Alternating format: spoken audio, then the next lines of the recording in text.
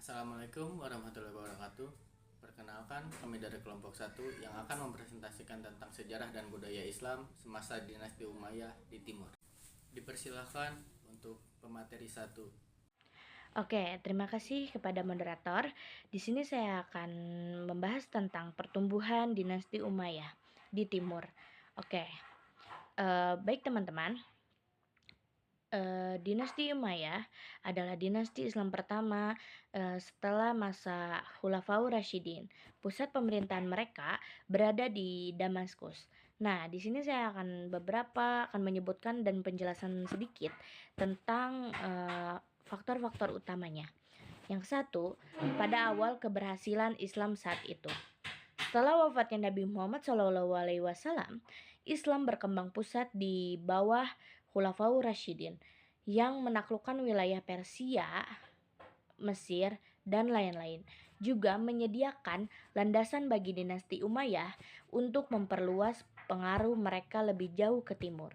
Nah, untuk poin kedua, adanya kepemimpinan Muawiyah bin Abi Sufyan. Beliau adalah pendiri dinasti Umayyah. Muawiyah bin Abi Sufyan, beliau adalah tokoh politik yang cerdas. Ia juga berhasil memperkuat kekuasaan setelah Perang Saudara. Nah, untuk poin ketiga, adanya administrasi yang terorganisir. Umayyah mengadopsi sistem administrasi yang canggih, banyak belajar dari tradisi Persia dan Bizantium. Hal ini membantu mereka untuk mengelola wilayah yang sangat luas, termasuk pada kawasan timur seperti Persia dan Asia Tengah. Untuk poin keempat, adanya pusat kekuasaan di Damaskus. Lokasi ibu kota di Damaskus memberikan akses strategis ke rute perdagangan dan komunikasi dengan wilayah timur. Ini memungkinkan daerah India. Nah, untuk poin kelima, adanya peran bangsawan dan elit Arab. Dinasti Umayyah mendapatkan dukungan dari kaum elit Arab yang mendominasikan struktur sosial politik saat itu. Mereka memanfaatkan status ini untuk memperkuat kekuasaan dan menaklukkan ekspansi. Untuk poin ke-6, adanya strategis militer yang efektif.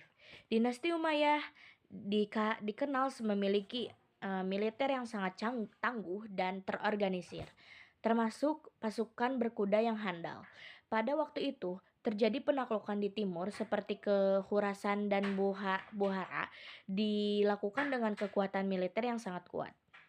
Nah, untuk poin ke-8, adanya kebutuhan untuk stabilitas politik. Setelah masa konflik internal di bawah Khulafaur Rasyidin, dinasti Umayyah menawarkan stabilitas politik dengan sistem monarki yang mungkin mereka akan sukses dan lebih terorganisir, meskipun tetap ada tantangan internal. Nah, untuk poin terakhir yang ke-8, adanya keberhasilan penyebaran Islam di timur. Umayyah saat itu mendukung adanya penyebaran Islam melalui jalur dakwah dan asimilasi budaya wilayah timur yang membuat penduduk setempat itu lebih menerima keadaan mereka di sana. Nah, untuk poin ke-8 semua ini, dengan adanya kombinasi strategis politik, militer, dan administrasi, dinasti Umayyah mampu memperluas kekuasaan hingga mencapai wilayah timur yang luas dan strategis. Baik, terima kasih teman-teman. Sekian materi pertama untuk disampaikan. Saya serahkan lagi kepada moderator. Dipersilahkan untuk pemateri 2.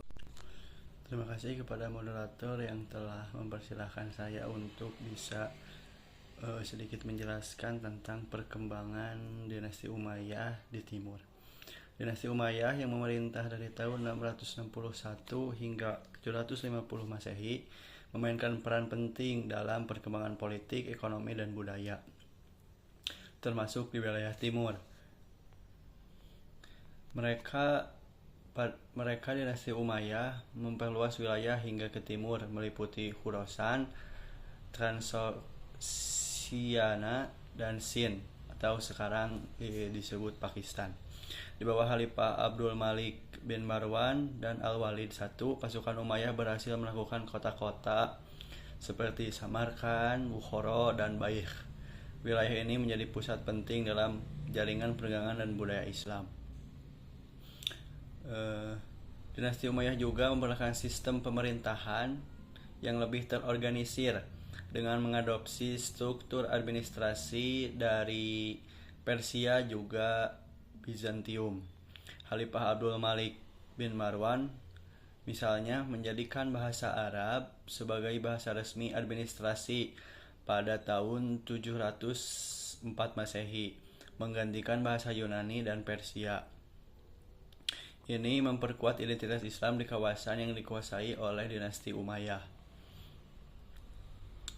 Di wilayah timur, integrasi antara Muslim Arab dan non-Arab dilakukan meskipun terdapat diskriminasi terhadap Muslim non-Arab. Dinasti ini juga membentuk sistem perpajakan yang mendukung pemerintahan tetapi kadang memicu ketegangan sosial di antara masyarakat lokal. Pada dinasti Umayyah ini juga militernya cukup berkembang. Militer pada dinasti Umayyah ini menggunakan formasi ala Bizantium dan Persia seperti pengembangan angkatan laut dan organisasi kepolisian, atau disebut juga dengan Syurtoh. Keunggulan militer ini memungkinkan penaklukan luas yang cukup mencakup antara Asia Tengah hingga Sind atau Pakistan. Secara keseluruhan, dinasti Umayyah berhasil memperluas wilayah Islam ke timur sambil mengembangkan sistem pemerintahan dan budaya yang mempengaruhi perkembangan peradaban Islam secara keseluruhan. Namun tantangan politik dan sosial di wilayah ini juga menjadi faktor yang melemahkan kekuasaannya di akhir masa pemerintahan. Mungkin sekian dari saya, dilanjut oleh materi ketiga.